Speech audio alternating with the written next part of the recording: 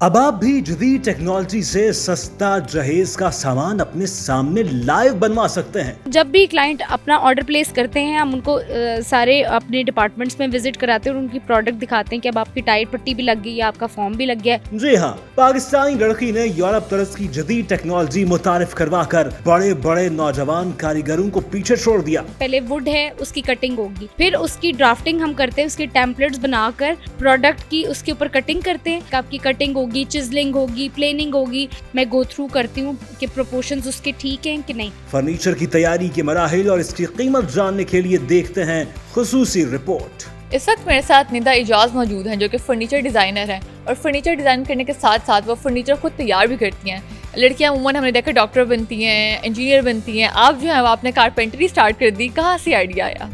मुझे ज़रा था कि मुझे सबसे डिफरेंट काम करना है, तभी मैं इस फील्ड में आई और मतलब बड़े मज़े की फील्ड है फर्नीचर की। कभी सोचा भी नहीं था कि ये आर्ट वर्क फर्नीचर के थ्रू आप डेवलप करेंगे। अभी जो आपकी हम फैक्ट्री में मौजूद है, यहाँ पर क्या काम हो रहा है? यहाँ पे हमारा ये कारपेंटर सेक्शन है, यहाँ पे हमारे स्ट्रक्चर्स की असेंबलिंग होती है, वुड कटिंग होती है और हमारे ड्राफ्टिंग एरियाज भी हैं यहाँ पे और पोस्टर सेक्शंस भी हैं। किस टाइप की लकड़ी पर काम करती हैं और कितनी तरह की आपने लकड़ियों पर काम किया अभी तक? डिफरेंट वुड्स हैं, जैसे इम्पोर्टेड वुड्स आ जाती हैं, बीच है, ऐश है, महागनी है।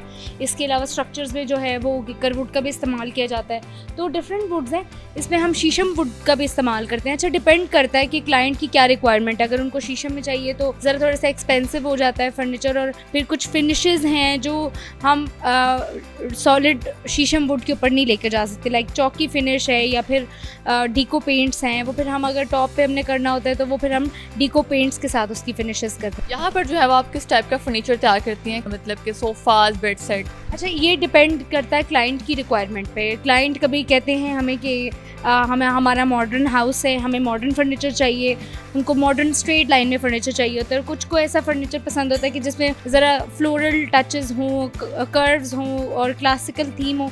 रॉ मटेरियल से उससे एक चेयर में तब्दील करने का जो प्रोसेस होता है वो क्या होता है? तो जहाँ तक आपने बात की कि अगर एक चेयर बनानी है, पहले वुड है उसकी कटिंग होगी, फिर उसकी ड्राफ्टिंग हम करते हैं, उसके टेम्पलेट्स बनाकर प्रोडक्ट की उसके ऊपर कटिंग करते हैं।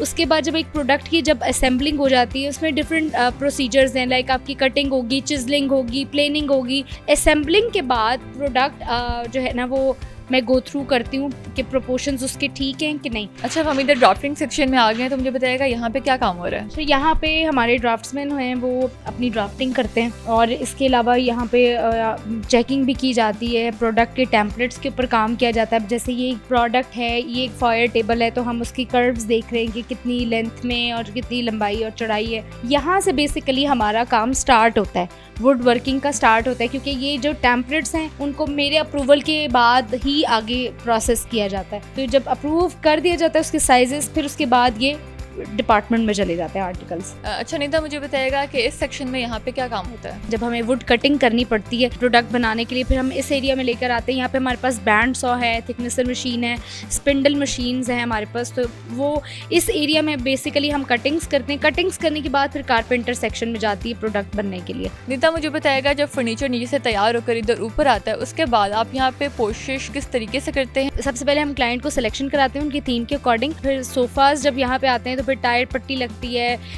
फॉर्म लगता है और फिर फैब्रिक यहाँ पे ही लगता है हमारा। लेकिन हमारा सबसे बड़ा ये एक है कि हम डिफरेंट काम करें कि हम क्लाइंट को दिखाते हैं इस सेक्शन में। जब भी क्लाइंट अपना ऑर्डर प्लेस करते हैं हम उनको सारे अपने डिपार्टमेंट्स में विजिट कराते हैं और उनकी प्रोडक्ट दिखाते हैं कि अब आपकी टायर पट्टी भी लग गई है, आपका फॉर्म भी लग गया है। एक फर्नीचर की आपने क्या प्राइस रखी है? आपके फर्नीचर की क्या प्राइस रेंज है? प्राइस रेंज वेरी करती है, वैसे हमारी मार्केट रेंज की ही प्रोडक्ट है, लेकिन ये है कि हम डिपेंड करता है कि उसमें हमारी वुड कौन सी यूज़ हो रही है, फैब्रिक कौन सा यूज़ हो रहा है, तो उसके अकॉर्डिंग ही उसकी प्राइसिंग की जाती है। मिनिमम अगर प्राइस रेंज हो तो वो क्या होगी? अगर एक 3 सीटर सोफ़ा है तो उसकी मिनिमम प्राइस 1,25,000 है। अगर मैक्सिमम की बात करें, अभी तक जो आपने सबसे जो महंगा फर्नीचर सेल आउट किया हो वो क्या था? वो हमारा डाइनिंग टेबल है जो सबसे ज़्यादा एक्सपेंसिव होता है। उसमें डिपेंड करता है कि 8 चेयर्स वाला है, 12 चेयर्स वाला है या 10 चेयर्स वाला है, तो वो ज़्यादा से ज़्यादा 8 साढ़े 8 लाख तक का होता है।